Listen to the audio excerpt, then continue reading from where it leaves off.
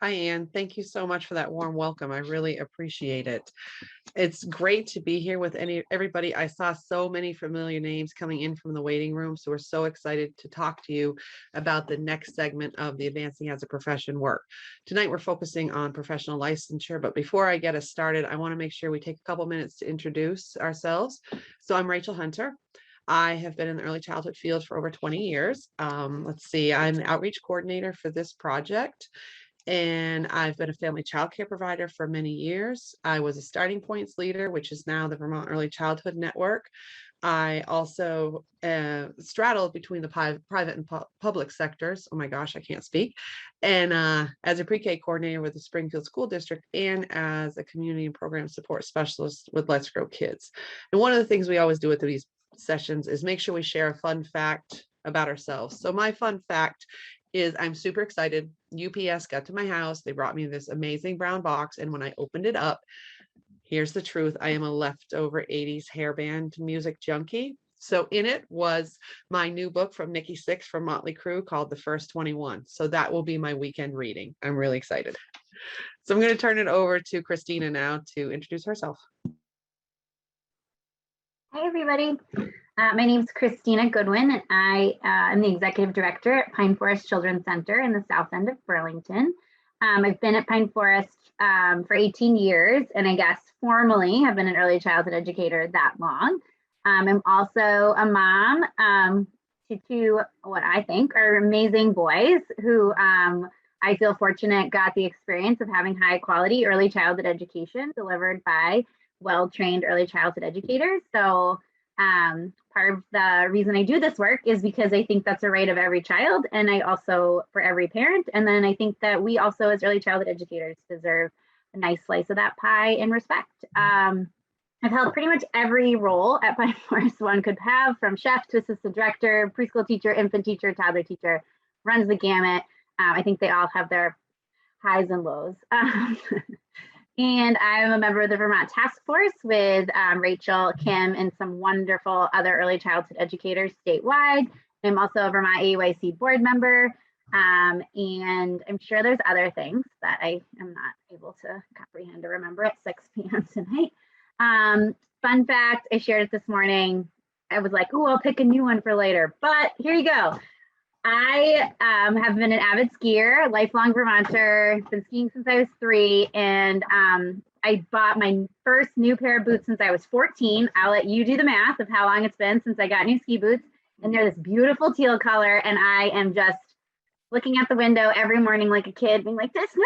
Did it snow? Did it snow? So you can either be with me and like be ready for winter, or you could be like, oh, why does she want winter to come? But I'm so excited to like take those boots out on the snow and then the mountains. So that's my fun fact. And Kim Freeman is going to introduce herself. Good evening, everybody. So excited to be here. So I'm Kim Freeman, and I have been in the field of early childhood education for probably closer to 35 years than I'd like to admit. I operated a family home early childhood program. I was the director of multiple licensed centers. I worked for Head Start, Early Head Start, and currently I work as the early childhood education instructor for our regional career and technical center. So I'm right there out there trying to generate enough workforce to fill all of your centers and then some. And my fun fact is different this evening now that I'm at home.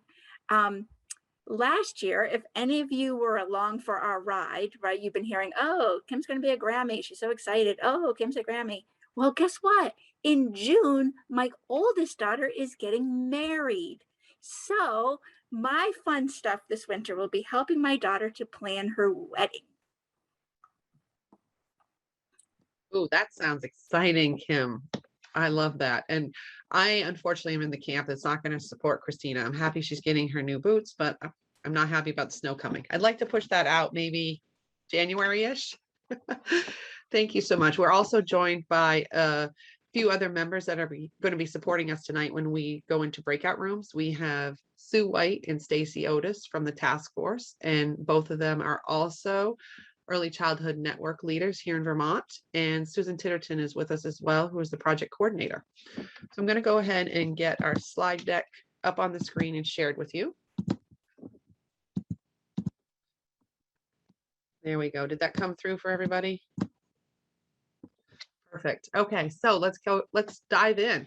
So this is session 4, but don't worry, if this is your first session, it's a great place to start. We've got some historical information we'll be sharing with you. Tonight's focus is on professional licensure, and this is the Advancing as a Profession project brought to you by VACE, the Vermont Association for the Education of Young Children.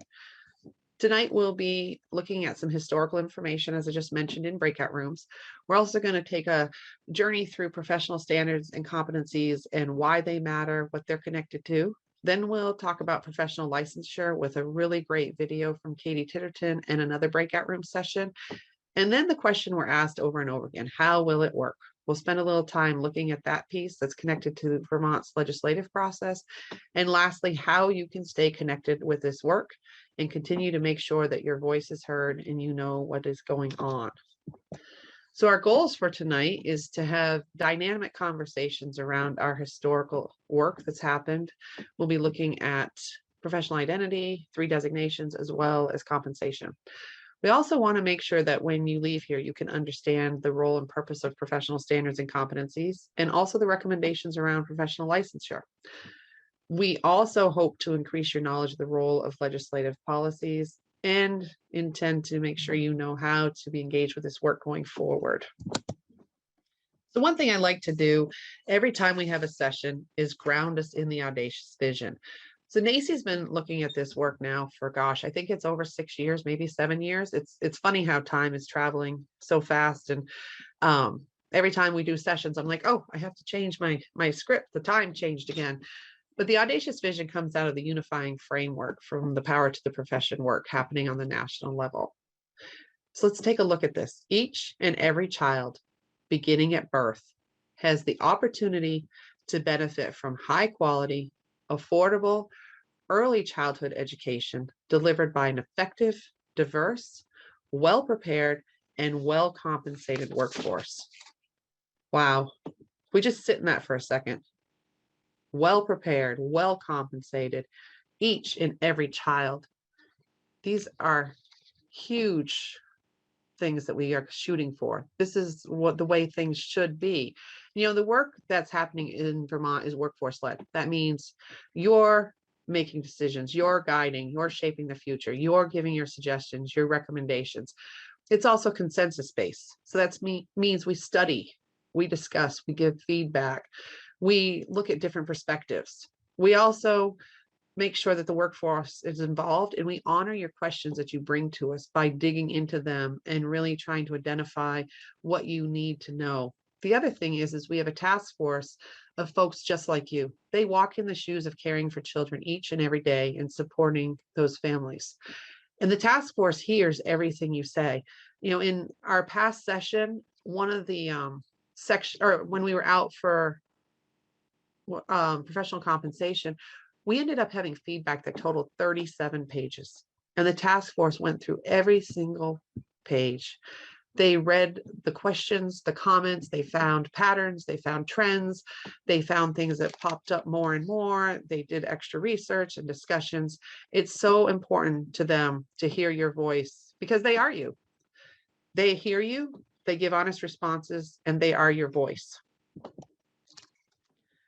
And every time we do these sessions, I have a timeline, but our timeline was getting so huge that we thought, oh my goodness, we need to be able to chunk this into sections to make some more sense out of it. So Susan had this great idea. Let's move to phases. And I absolutely love it because this work has evolved and continues to evolve. So if you look at the bottom, phase 1, all the way back to 2018, 2019, this is when we came out to you. 58 conversations. I remember driving around the state pre-pandemic in my car, listening to my rock and roll music. I'm so excited to talk to all of you and saying, what's your will to engage? This is being looked at on the national level of professionalizing the early childhood field. What do you want to do here in Vermont?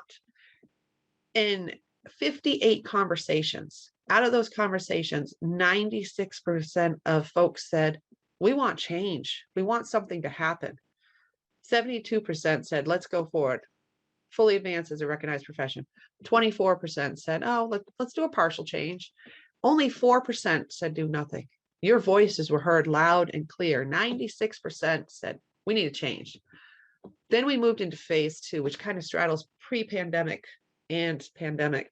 And we studied the work coming out of the unifying framework, those recommendations, dug into them, and then brought them out to you to learn about, to understand, and give your opinions on. We covered professional identity, 3 designations with aligned preparation pathways, professional compensation, and we still are working on necessary supports. And I'm sure many of you here have been engaged with us, and it was really exciting to be in person and then to go, oh my God, how do we do this? And how do we keep hearing their voices? And we quickly learned some really important Zoom skills and kept this work going. And we thank you for being here each and every time and, you know, practicing your Zoom skills with us. And now here we are in phase 3. We're working with the ecosystem. So what does that mean? Well, that means we've been hearing from you over and over again, and your voice matters, and you're shaping what this system will look like through your recommendations. But we also need to involve other entities, parts of the ecosystem, like the state government, the agencies, different organizations, because they're going to take your recommendations and actually work to stand up this system. They're going to be our partners in implementation and actually rolling this out. This is a really critical time period where we're on that cusp of actually beginning to make those changes. And we're going to talk about that too a little bit later, that, you know, this is just such a pivotal time right now. It's really exciting. So if I was in a room with you, I'd be able to look at you and go, does she have any clue what I'm talking about? So we always like to know what's our audience, but we can't tell over Zoom. So I have a poll I'm going to throw up for you. So I have a question for you. How have you previously engaged with this project? Maybe you've been with us since 2018. Maybe you were at one of those 58 conversations. Or maybe you were part of phase 2 with professional identity, 3 designations, and professional compensation. Maybe you came to 1 or 2. Or maybe this is your first time. And if it's your first time, I am incredibly excited to have you join us, because we always look forward to welcoming new folks and hearing new voices and new thoughts. So you should have the poll up on your screen, and go ahead and just put your answers in.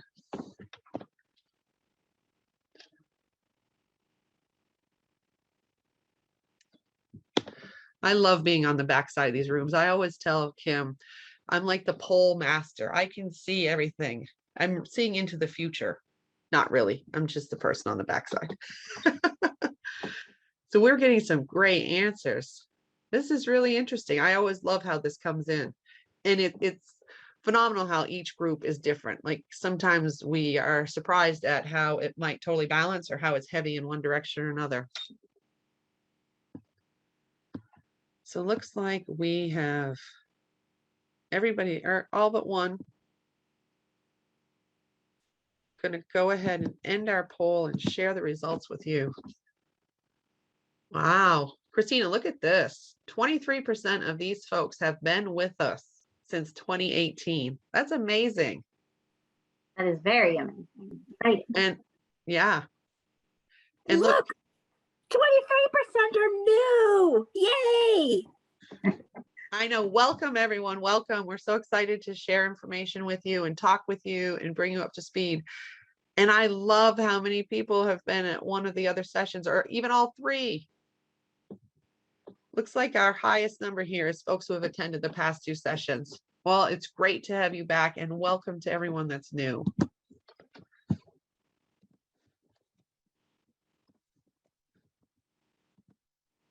So what we're going to work on next is we're going to kind of ground ourselves in some historical information. We're going to go into breakout rooms, and we're going to talk about 3 different topics: professional identity, 3 designations with line preparation pathways, or professional compensation. And the way a breakout room works, if you haven't had opportunity to be part of that, is you're just going to be taken into the room, or you may have a prompt that comes up on your screen that you just simply click join. So once you're in the room, we'll have a conversation with intent, which means you'll be with a facilitator, and they will they'll share some slides with you, some information, and then they'll call on you as you're in your Zoom boxes and ask you to respond to a question.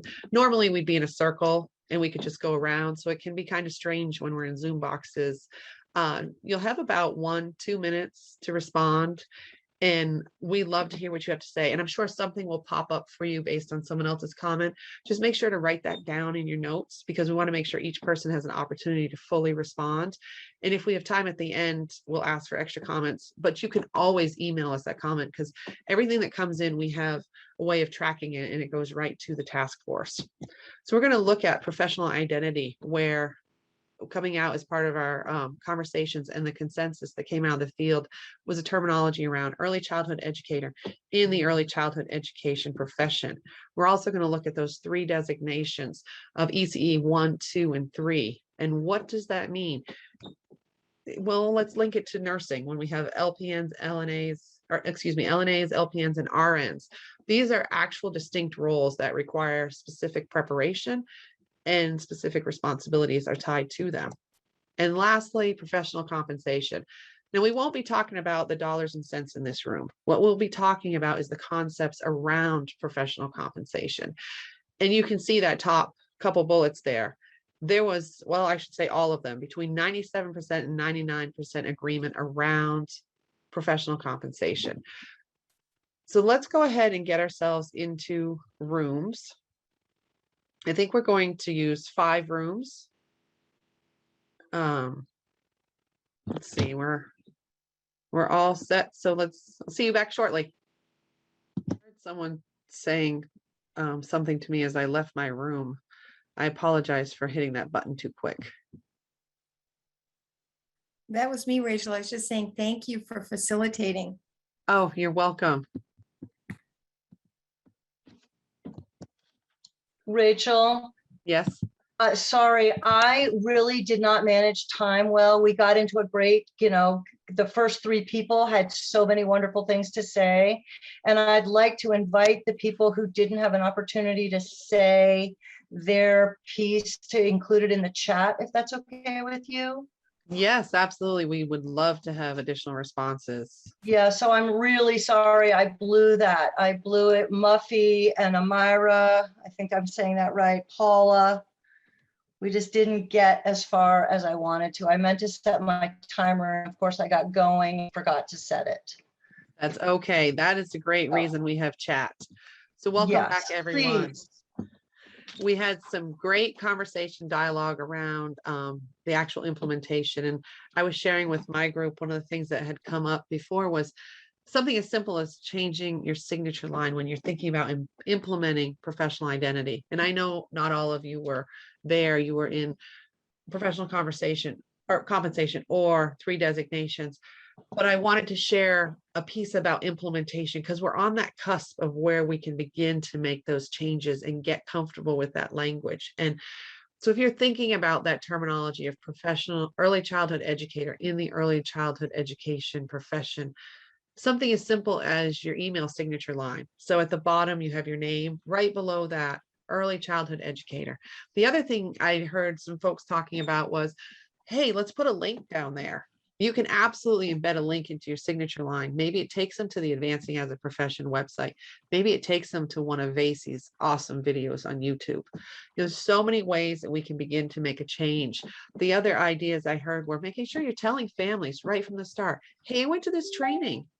Hey, I'm going to this conference. I was at this workshop. Don't be afraid to decorate your wall with your certificates, your degrees. Let them know you're a professional. Let them better understand what it takes to walk in your shoes each day. It's so incredibly powerful. So I'm going to go ahead and get a slide deck back up on the screen and turn this over to Kim. She is going to begin walking you through some information around professional standards and competencies. Thanks, Rachel. So the title of this session is Professional Licensure.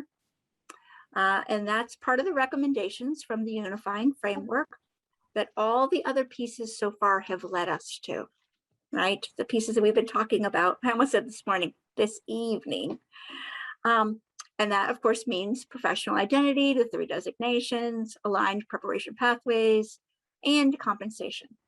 As we talk about professional licensure, it's important to understand that this is built on the foundation of professional standards and competencies that unify all early childhood educators.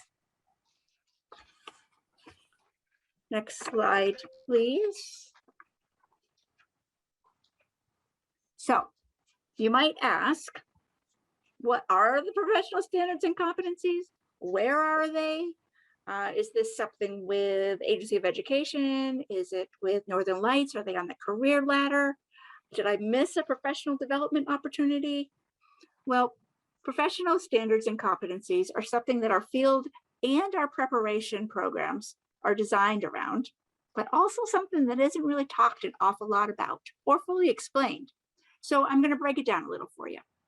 Professional standards are what early educators should know and be able to do in relation to established criteria.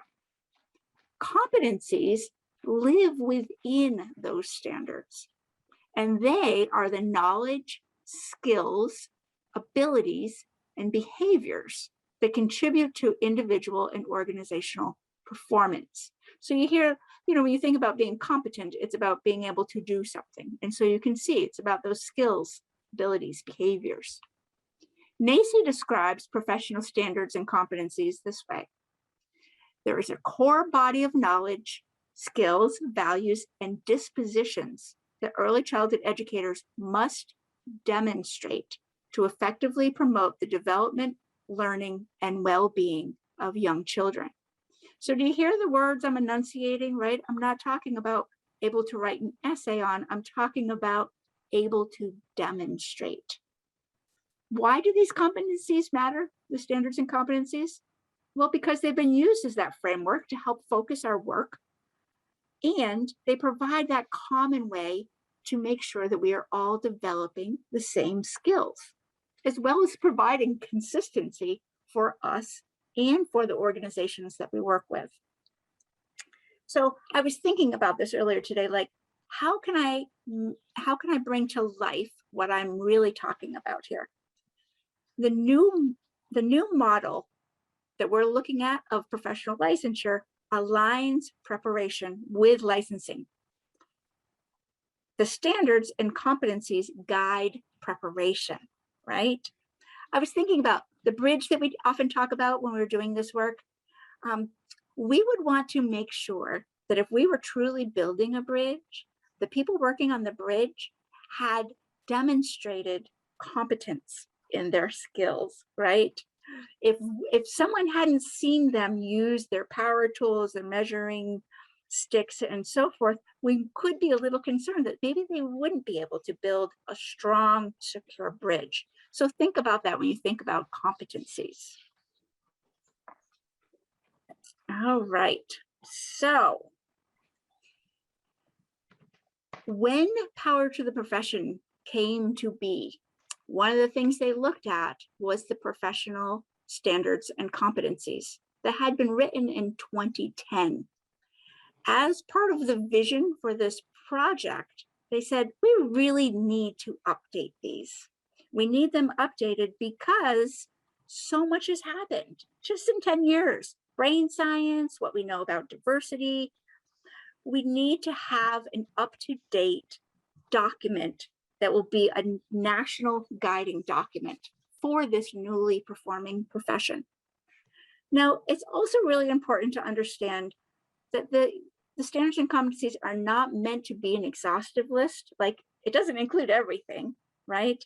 And in fact, preparation programs and agencies may need to expand or tweak things as needed to address things that are specific to our state or our local context, and could actually include some more discrete competencies. So Rachel, if you would go to the next slide, I'm going to talk a little bit more about this. So when we unpacked professional identity, when part of the profession built the professional identity, they identified 9 roles and responsibilities that all early childhood educators are responsible for. Well, if you took a look at them, they would not be any surprise for you. In fact, look at this one we have for an example here. This is actually number 2, establishing and maintaining a safe, caring, inclusive, and healthy learning environment. Well, there you have it. I don't imagine any one of you is going to argue with me that that is not something that you do on a daily basis. Well, when we look at the standards and competencies, it's actually really easy to see how they're interwoven and they complement one another. Rachel's going to put up on this screen a sampling of, so there are 6 professional standards, and here are 4 that you could see easily could be part of establishing and maintaining this safe, caring, inclusive, and healthy learning environment, right? And so those are the standards. If I was to pluck out number 4, developmentally and culturally appropriate teaching practices, that then has a competency, several competencies actually, embedded in it. And what this competency says is that the early childhood educator would demonstrate positive, caring, supportive relationships and interactions. Again, it's what you do, but it's important to ensure that everyone is on the same page and being able to demonstrate these competencies.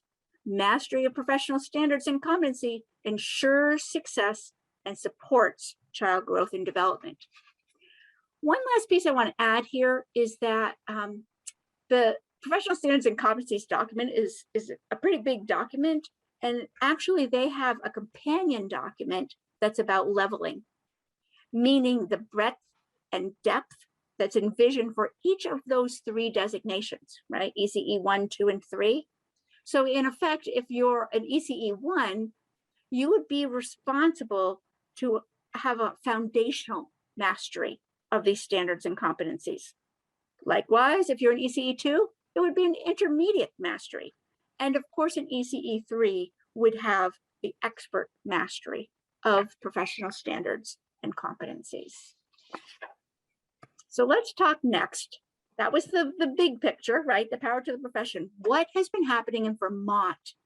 Because, hey, has anyone ever noticed there's several sets of competencies and standards that you could possibly follow? I found my 3rd when I became a career and technical education teacher. Lucky for me, so I get to jump between the 3 of them. The goal here is that there be one set. And so to do that, we have a variety of things that have been happening here in the state of Vermont. We have the Early Childhood Preparation Pathway Study Group, which is a group from higher education who've been focusing on integrating and implementing these NECE professional standards and competencies to improve the current early childhood education preparation programs. Additionally, there's been some work with creating a crosswalk between these national standards and standards set by the Agency of Education and our beloved Northern Lights Vermont early learning, not early childhood standards and competencies. Don't get me started on bells, right? We're talking about the adults. And lastly, the task force will be involved in part of this alignment to work to ensure that voices from the workforce are heard and feedback will be shared with the Professional Preparation and Development Committee. Why does this matter? I'm going to say it just one more time. One set of standards ensures consistent preparation for our workforce, improves program practices, supports workforce development. Consistent professional standards and competencies will hold our educators accountable and work towards ensuring high quality care and education opportunities for young children. There's that audacious vision again, right? All right, we're really lucky, like they told us last night, Vermont's well on our way to having one set of professional standards. And we were really quite aligned with NACE anyways, because we rock it. Thank you, Kim. I love your analogies. I could get lost in your bridge stories, and now your construction story is amazing. That's the first time I've heard that one. I love it. And we're now going to shift over to Christina, and she's going to ground us a little bit in building our profession and then talking specifically about the recommendations around professional licensure. Thank you, Rachel. So you may recall that research into what what professions have in common showed these things: a well-defined, distinct professional identity and purpose. We, the collective workforce in Vermont, have chosen to call ourselves early childhood educators within the field of early childhood education. A profession has unique roles, responsibilities, dispositions, and a code of ethics. And in Vermont, we have established 9 responsibilities for our field. A profession has systemic structures for preparation. That's that higher ed piece. How will we all be prepared, and how will we continue to grow as professionals over time? We have professional standards, which is what Kim was just speaking to. We also have differentiated roles. We will be ECE 1s, 2, 3, and within that, different roles as mentors or supports. We're going to talk about licensure, which is another piece to being a profession, as well as field-wide leadership. And the big piece is accountability. All of these components create a recognized profession and build a stronger case for the public investment necessary for that last linchpin, which is professional compensation. All of these components reflect the consensus documents from the workforce conversations that have been happening in Vermont for the past 2 years. And the important piece is we have made those decisions together. We have heard agreement to align with the unifying framework universally from early childhood educators in Vermont. Our next piece of work together is to examine how that alignment would look within a licensing structure. So what do we mean by license? You're used to hearing the word license used in several different ways in our state related to early childhood education. First, there's the Vermont Child Development Division licenses and registers of childcare programs. And while there are components related to staff qualification within these various regulations, the program is the one who really applies for licensure, not an individual. That is primarily a regulatory structure, and again, is not a professional license. The Vermont Standards Board in the Vermont Agency of Education issues educator licenses with endorsements added that would specify the level and or topic an individual can teach in preschool through grade 12 public schools, for example. Vermont AOE early childhood education licenses are on 3 different instructional levels. There's birth through grade 3. So again, that's the age range that we as a profession have chosen to identify as defining early childhood education. So it's that birth through grade 3. There's also a preschool to grade 3 license, or even a birth through preschool license. So what we're talking about here is a license that is defined by our profession using our own competencies and standards. The license would be issued by an early childhood educator professional standards board to an individual who would then be qualified to be an early childhood educator at an ECE 1, 2, or 3 designation. That license applies, again, across ages birth through grade 8, or I always say grade 8, but what I mean is age 8 or grade 3. It would apply across all early childhood education settings. So that could be a home-based provider, center-based providers, public school teachers, the whole gamut. Anywhere where early childhood educators are interacting with young children and families and providing that audacious vision is where this license would apply. It's also intended to be honored nationally, sort of similar to the nursing license. So I could have moved here from California in theory and become an early childhood educator in Vermont without having to jump through a billion hoops to make it happen. So when we speak about licensing, that's what we're talking about in this case. So I'm a visual learner, but I also have to hear things from multiple ways. And I benefit from being on the task force because I hear this information, I have time to mull it over. And so our communications consultant, Katie Titterton, has been putting together wonderful videos throughout this project. She uses approachable language and visuals that really help to unpack some of these abstract information, some of these pieces of abstract information in a way that makes it accessible and approachable for us all to start wrapping our minds around the content. So this video really illustrates professional standards and licensure and offers some ways that we can start to think about these components together. So roll the film, Rachel.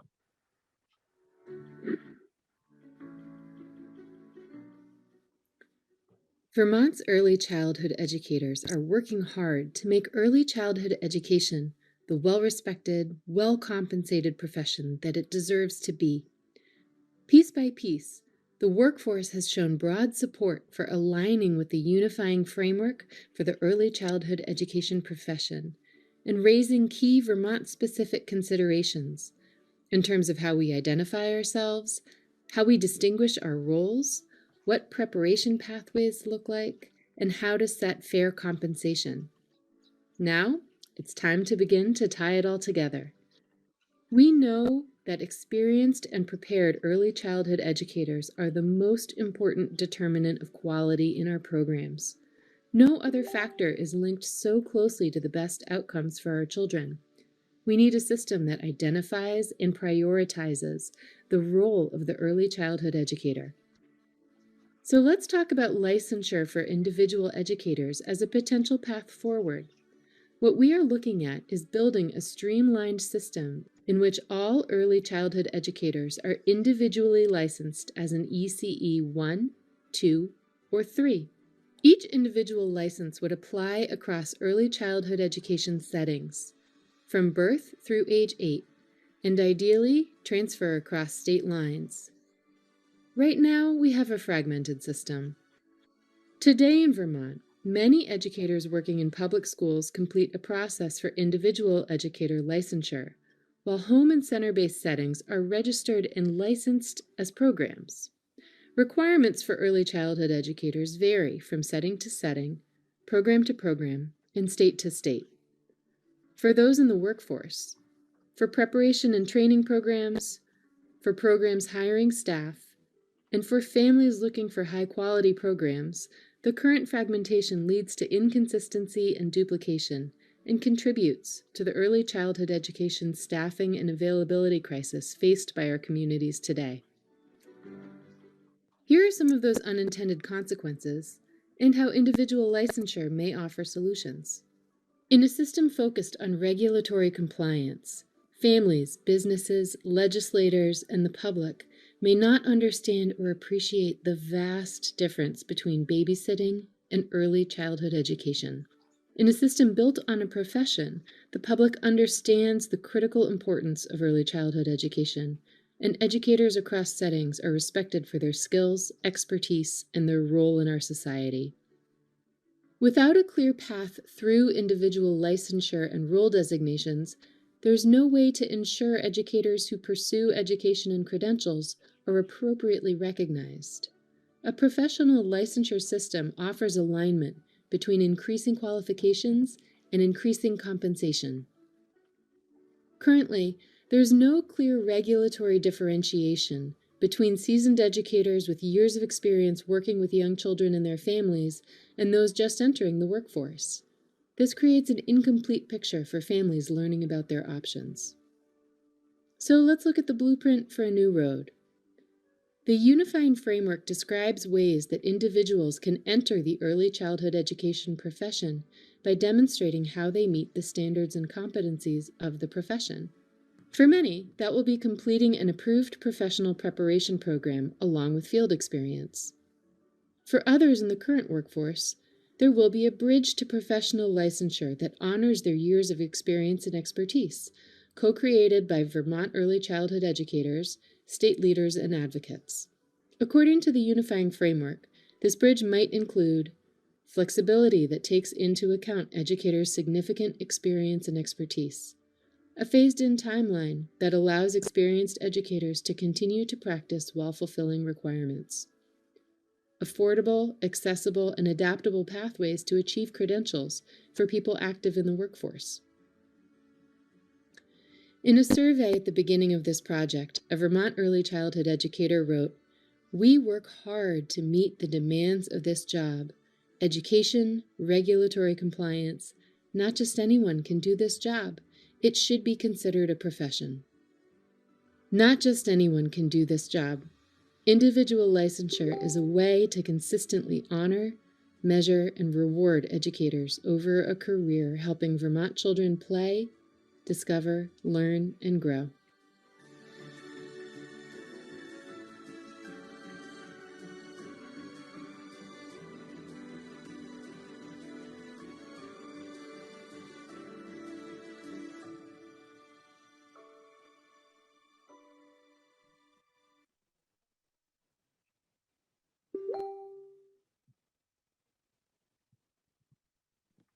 I'm going to go ahead and get this reset, and oh gosh, we all know I can't come off of a video for some reason the right way. Got it. Okay. So what's the payoff for being licensed? Like, what is the rationale for an early childhood educator, any of us, to be professionally licensed as individuals? Well, it's an opportunity to be professionally licensed. Early childhood educators will be valued, respected, and recognized as professionals. As a licensed professional, you would earn professional compensation and benefits. There's repeating. As a licensed professional, you would earn professional compensation and benefits. Early childhood educators will have a clear, understandable process that supports their ability to be prepared for and to advance in their careers. This means higher education, colleges, and universities can provide the necessary pathways to help early childhood educators navigate the process with ease and less frustration. Families will also have clear information upon which to base their choices for their children. The public will have access to a simple and transparent early childhood education system, and as a result, there will be significant and sustained increases in public financing to move the profession forward. As the profession emerges, it will be possible and very, very important to begin to unwind some of the regulatory structures that now exist, freeing up some resources. Again, this is all about building a new system. As we know, our current system of early childhood education in our state has not been meeting the needs of our field. It's about unwinding and rebuilding a new system. And this profession will be led by professionals from within it. It always goes back to nothing about us without us. So, what does the licensure process look like? Well, the core expectation is that every early childhood educator will hold an individual license to practice based on a shared set of professional standards and competencies as outlined and determined with guidance by our field. Under new legislation and related policies and financing structures, licensed early childhood educators would be paid professional compensation, including wages and benefits. So this professional compensation is central to establishing early childhood education as a profession, and it must happen early on, not as an afterthought, not as a let's put it all together and then we'll hope for the best. Nope, we've tried that, it doesn't work. Professional compensation is part of the shared accountability, ensuring success.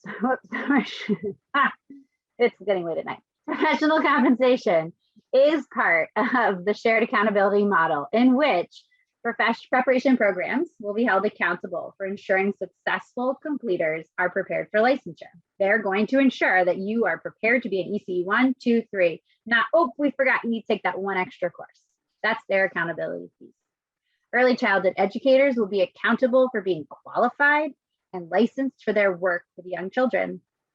And state and federal legislators will be accountable for ensuring professional compensation and necessary resources for our success are in place. This expectation for licensure is similar to other professions and allows the public to understand our specific qualifications, specialties, roles, and responsibilities. It continues to reduce fragmentation of who we are over time. We see this licensure process and professional compensation on two simultaneous tracks that come together to define our field. We can't do one without the other. They have to eventually come together.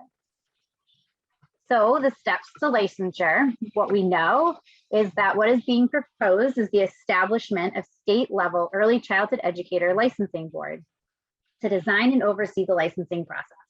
Along with some public members who are not in the ECE profession, this board would be made up of a significant portion of early childhood educators.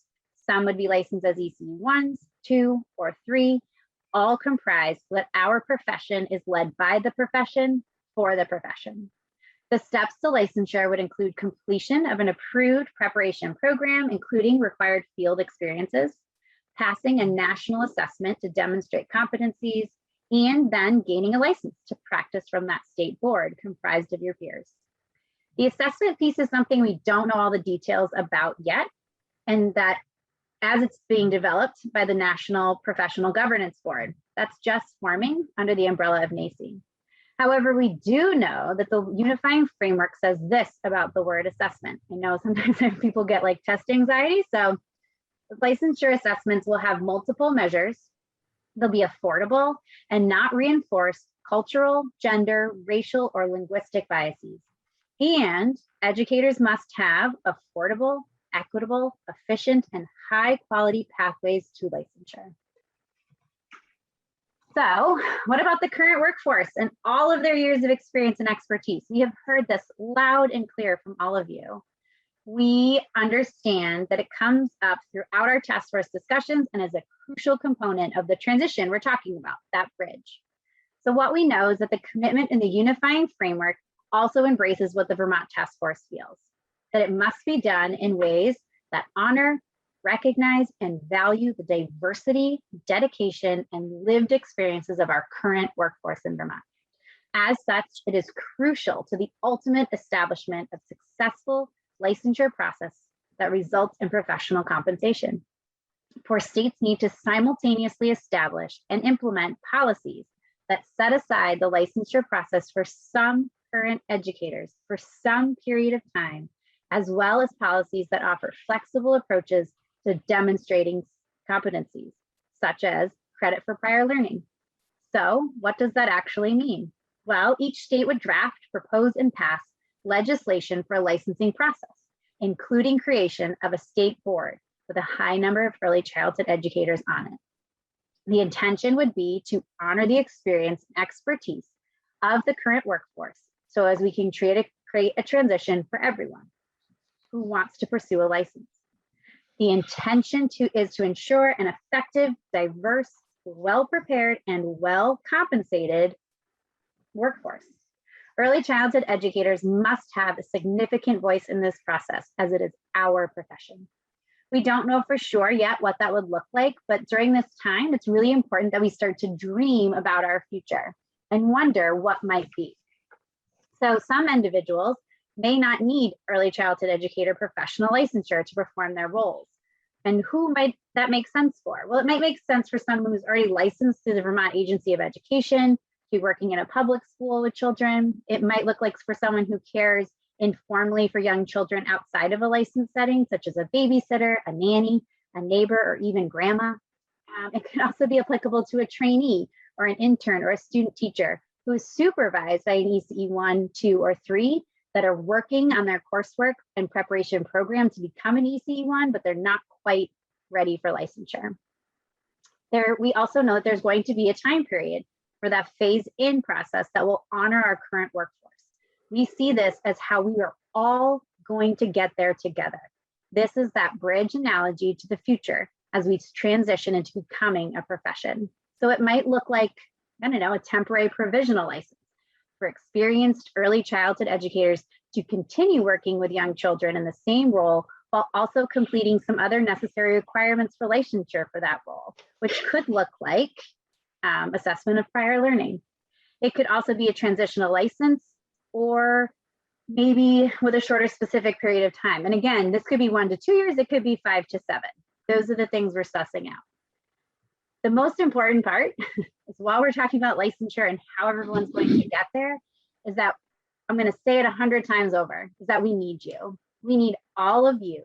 Our current workforce functions within a system that we need to be committed to rebuilding for us. We all bring something unique and valuable to being an early childhood educator right now. And we all will continue to honor and engage you in this process to ensure we all make the transition together, because it's about us. So with that, I'm going to hand it back to Rachel. Thank you, Christina. That was great.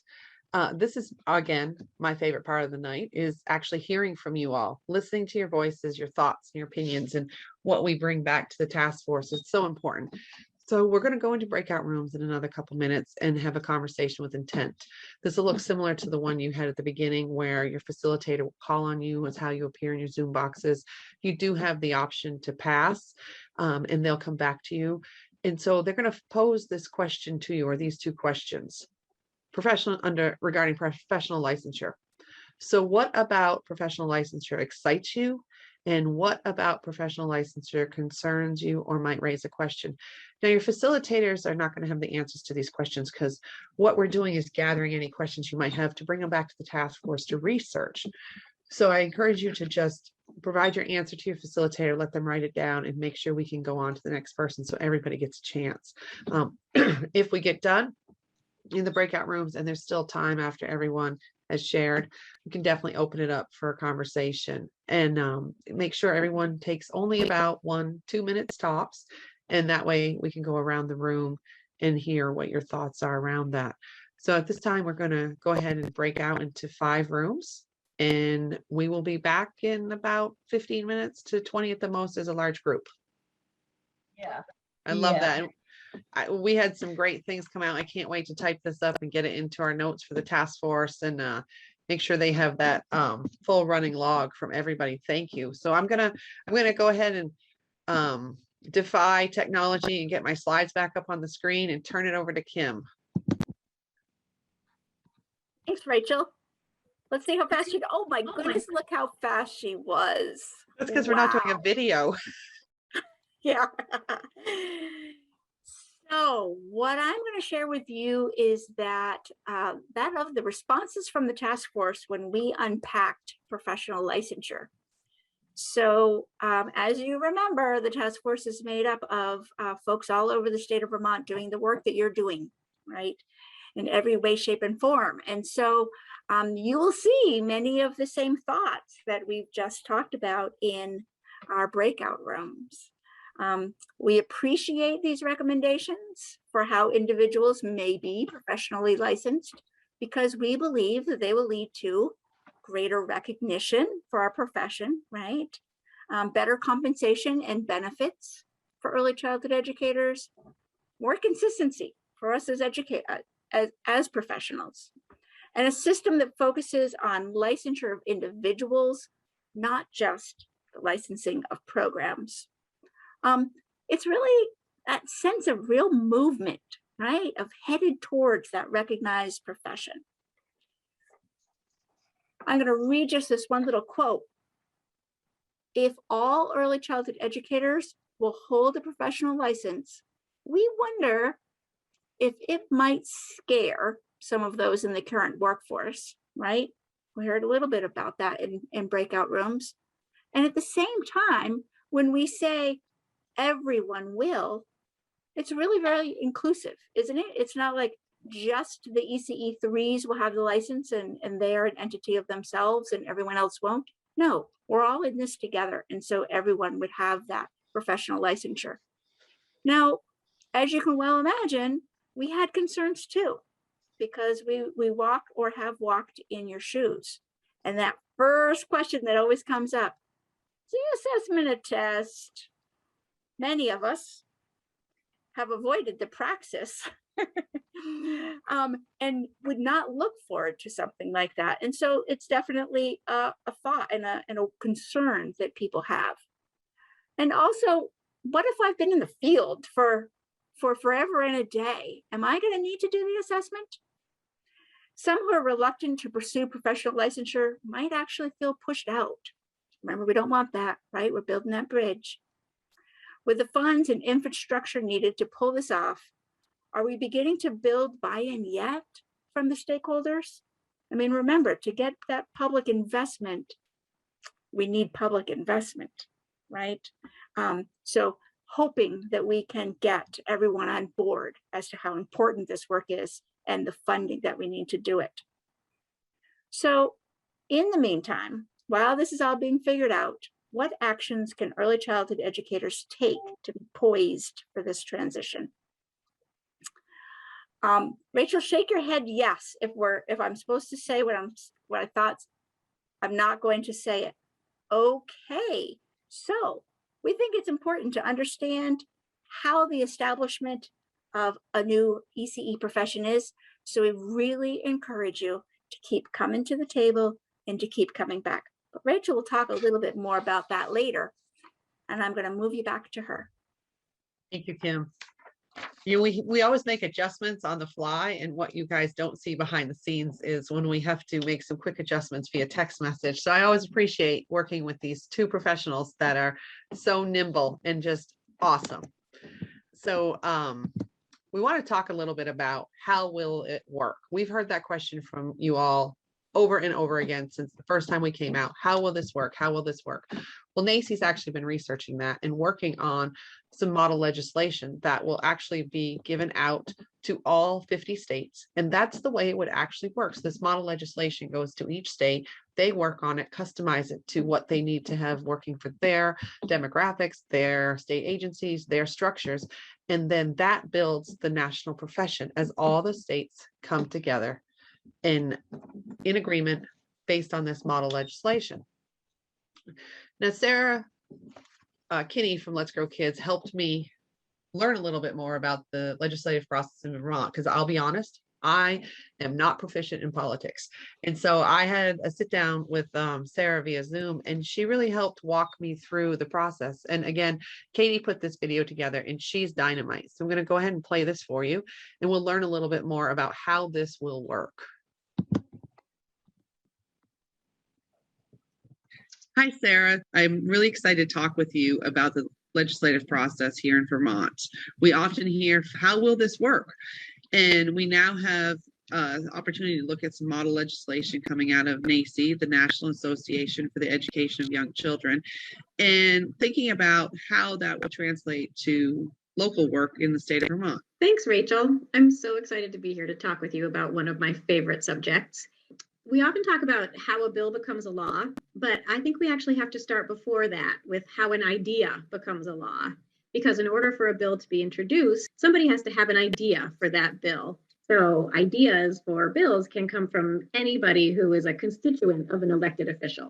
And sometimes the constituent will have a piece of model legislation. And that's what we're talking about here, is that there's a national organization, NACE, that's working on a piece of model legislation that they'll craft, that they then encourage every state to adopt.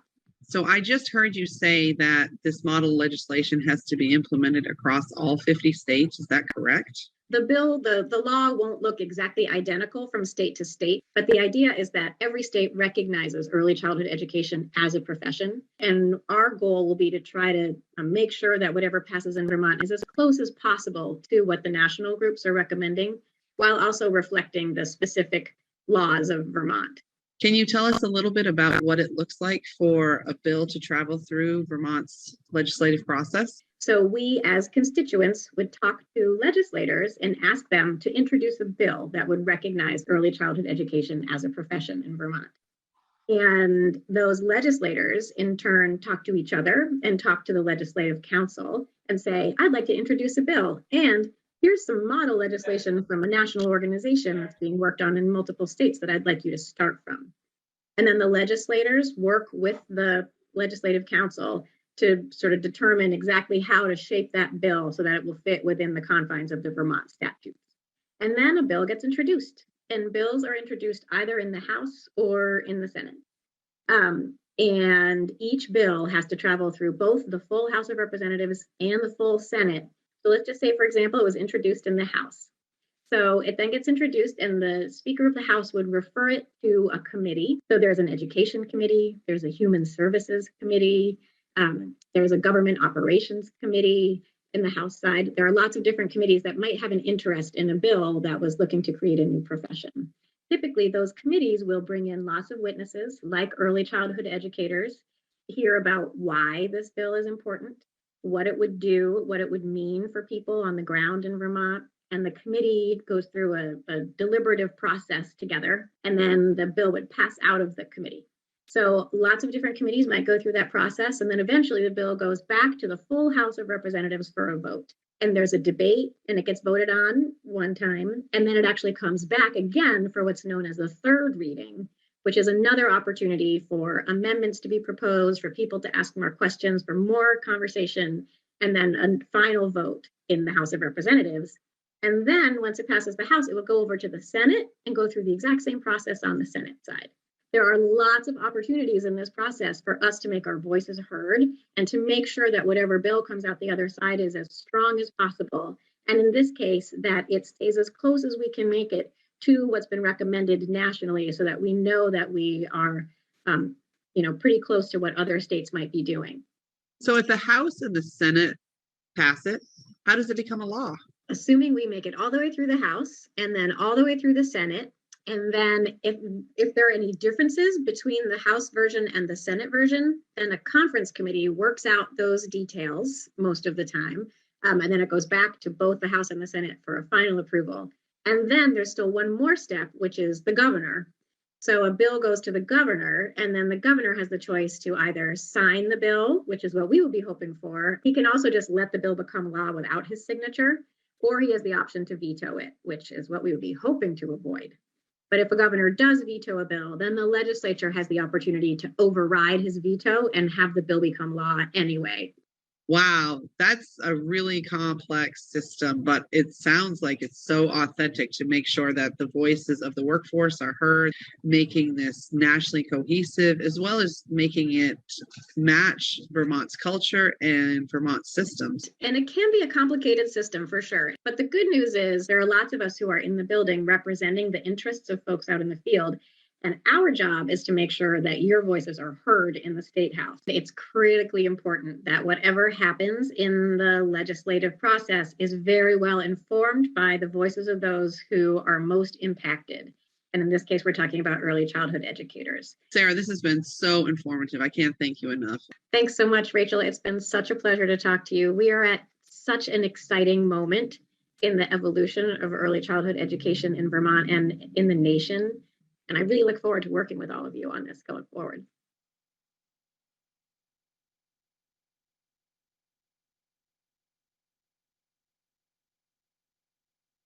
Sarah just does such a great job. And I knew when she and I talked, there was absolutely no way I could do that justice.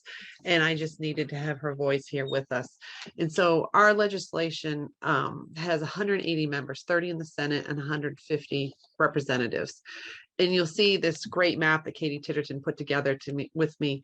So this model legislation is going to be introduced, and then Vermont stakeholders will take a look at it and determine if it needs to be adopted for our state or adapted in our state for the way our culture is, our histories, our norms, things that are different for us and unique versus, say, folks in Idaho or Texas or Maine or wherever. Because we do know that things can be different from state to state. Then the bill is introduced into legislation, just like Sarah had mentioned. It goes through committees, it goes to the House, it goes to the Senate, and if needed and changes are made, it goes back. And then it makes its journey on to the governor, and that becomes law. And so this is really where we're at. The draft of that model legislation from NACE now exists, and we have been able to see it in a meeting we had with them, and it's really exciting to begin to see how it will work truly coming together. So this is the point where, as Sarah said, your voice matters. We need to hear you at the table. We need to have you joining us and amplifying your thoughts, your opinions. You know, so often I know people come to the table and they hear things, but then they don't take it anywhere. And I'm going to charge you and implore you to take what you've learned and use it. Raise up your voice, let people hear you. Why does this matter? Why is it so important that we care about how young children are taught? Tell them about the foundation of the future. Tell them that you're taking care of those future leaders. You know, that famous statement, if not me, then who? If not now, when? I can't think of anything more applicable to the early childhood field right now than that statement. You know, when you're at parent-teacher conferences, make sure you're talking to those parents about what you do, why it matters. Use your social media connections to make sure you're sharing information around being an early childhood educator, about what's happening. Post things about how awesome you are and how great your program is, and let others know what it means to be an early childhood educator. Let people know what those kids are doing during the day. You know, we've got to dispel this rumor that we're babysitters. Let them know about the great things that you're teaching them, that they're learning. You know, let them know what those trainings are you're taking and how you're increasing your education and how hard you work. You're at this conference, you're investing your time. It's the evening, you know, everyone's had dinner, and here you are, a dedicated professional, learning and working and focusing.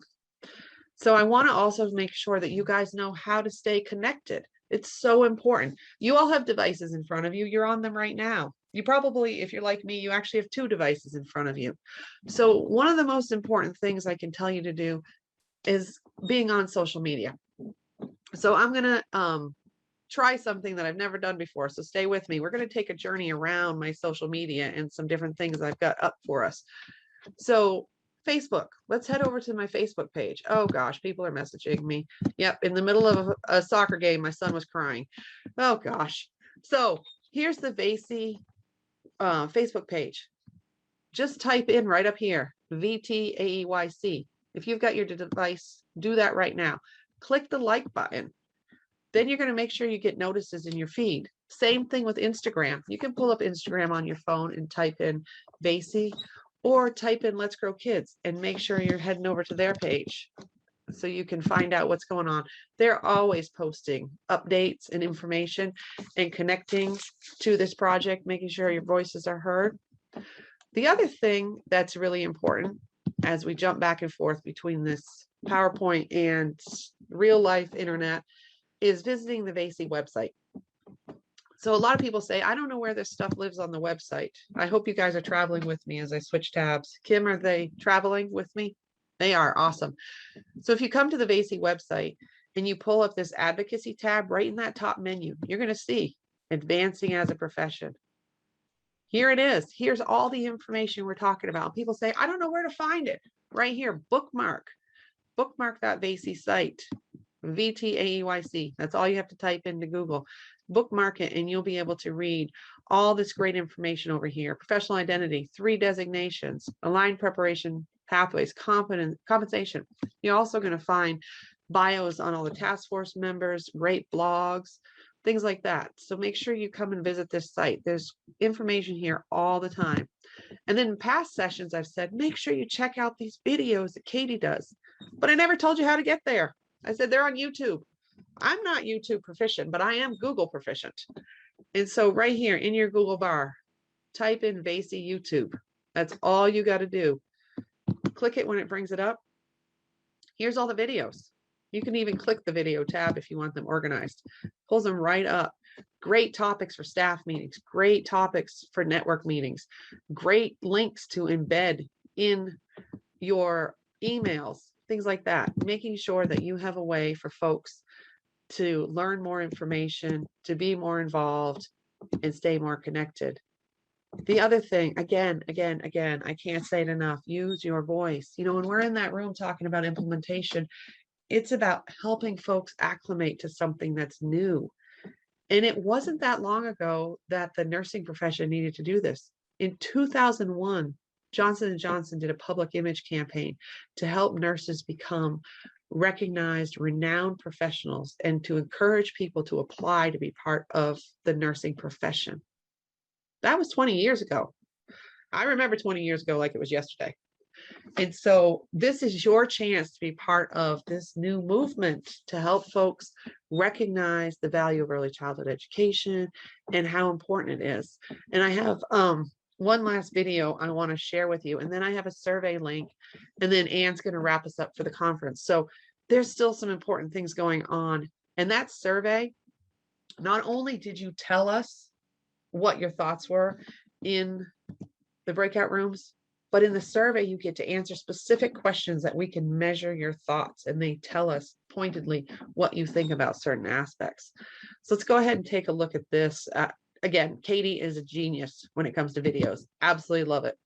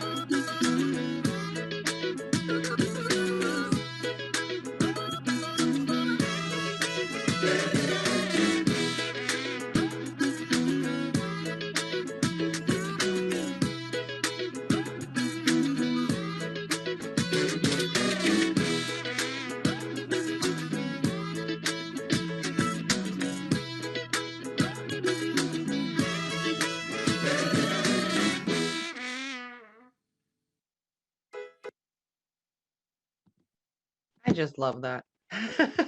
She is such a creative and clever person.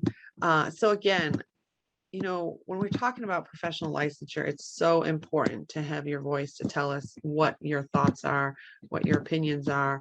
I'm going to go ahead and put a survey into chat. And the way it works, if I put it into chat, if you haven't had that opportunity before, is to just go ahead and click on it, double click on the link that I put in there, and it'll open a separate tab for you. And from there, you can go ahead and answer those questions. So you should see it right there. So just take your mouse, go right over the top on it, double click, and it'll open another tab. Now, if you're on a device that's not going to allow you, like a phone or something like that, to open that, we also are going to send out a follow-up email around this that'll have some great information to share with you, as well as the survey link. You know, we always put a challenge out. And I think, what was it, Kim and Christina? What did we get to? Somewhere in the 96%. 96%. So when we were doing PD3, which was on professional compensation, we were challenging groups. Okay, we challenge you to have the highest amount of survey respondents. And we got to 96%, which was amazing. Can you imagine having 96% of everyone respond and tell you what they think? That was so powerful. So I challenge all of you. Here we are, PD4. It's only the second time this has been presented. Bring it home. If you all do the survey, we'll get a notification. We get a notification of how many folks responded. So it's really important that we hear from you, and we can then pass along additional information to our task force. and really let them know what you're thinking, what you need, and what you're excited about. What kind of supports do you need? What kind of resources do you need? How will this fit in your world? And I keep going back to the fact that you matter. You're what's influencing this project. This is workforce driven. I mean, how many times have we said that, Kim and Christina? We say it every night. Like, it's true. And I'm so excited that we had other members here from the task force. Jen Olson is here. She was in my breakout room. And I know we've got Sue White and Stacy Otis here. And it's just really exciting to have actual task force members here listening, because not only are they reading our notes, but they're hearing what you said. And so they know firsthand what you need, what you're concerned about, how this is going to change things for you, what you feel. We hear over and over again, the number one thing everyone wants is to be respected. How powerful is that? When we poll the field and we say, what's your number one thing? It's not the money. It's not the dollars and cents. It's the respect. And that is so incredibly powerful. So thank you for having us with you tonight. We look forward to continuing to talk to you. We look forward to digging into this deeper and continuing to grow with you and making a brighter future and valuing everyone and all the children, the families. And I really want to say thank you to VACE for inviting us to be part of their conference. And also a giant thank you to Let's Grow Kids for being there for us for supports and resources and always helping us out with the pieces we need